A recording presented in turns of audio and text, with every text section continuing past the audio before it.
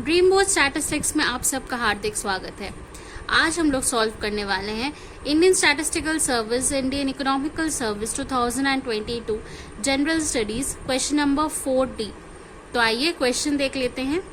Discuss the advantages and disadvantages of collegium system in India.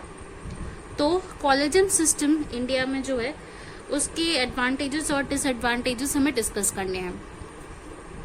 तो आइए answer देख लेते हैं।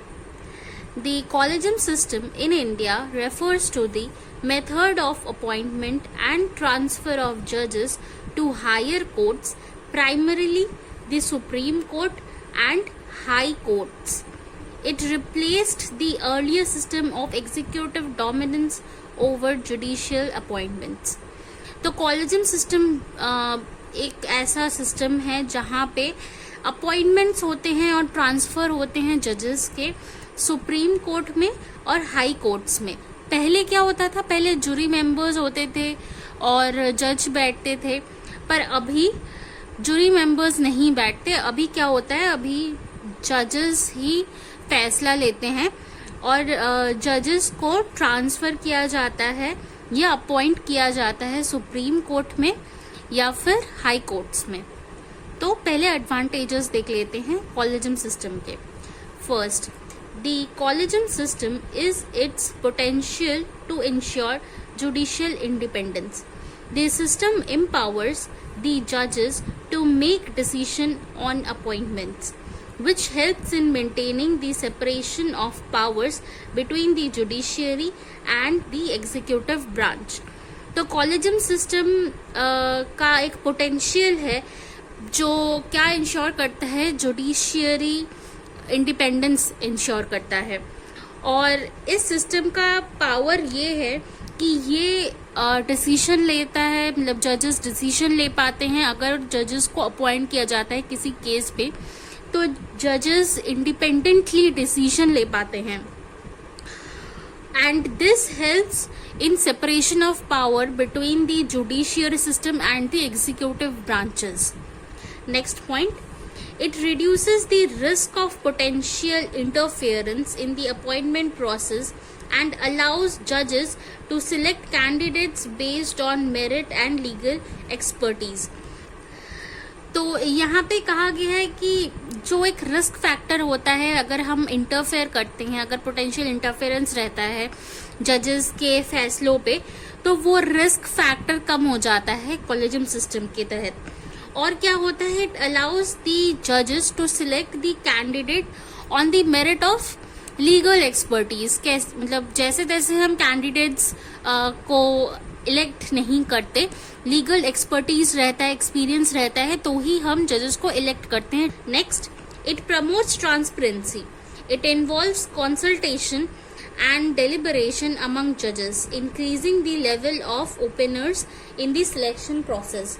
तो ट्रांसपेरेंसी प्रमोट करता है कॉलेजियम सिस्टम, जहाँ पे क्या इन्वॉल्व रहता है, कंसल्टेशंस इन्वॉल्व रहते हैं और डेलिबरेशंस इन्वॉल्व रहते हैं अमंग द जजेस। Now the disadvantages. So first,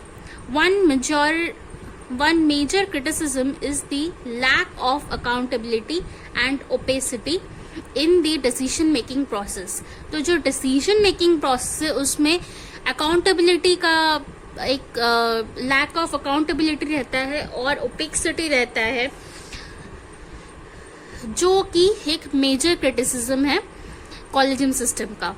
Next, the system lacks a formal mechanism for feedback and review, which can lead to subjective decision making and potential biases among judges. तो collegium system में जो एक formal mechanism होता है, वो mechanism है कि हम फीडबैक नहीं दे सकते, रिव्यू नहीं कर सकते, जो कि सिस्टम में एक लूप होल जैसा काम करता है, जिस वजह से सब्जेक्टिव डिसीजन मेकिंग और पोटेंशियल बायसेस अगेंस्ट द जजेस decision is problematic.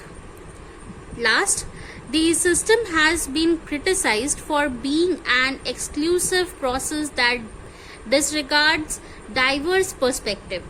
The absence of external participation and consultation can result in a limited pool of candidate being considered, potentially leading to the dominance of few judges' preference and perpetuating elitism within judiciary.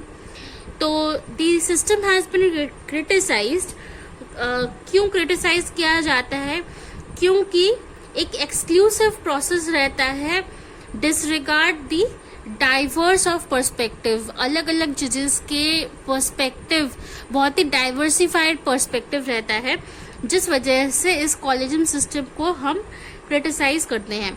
और क्या चीज है? The absence of external participation. कोई external participation नहीं रहता है, कोई external consultation नहीं रहता है, which leads to the candidates being considered.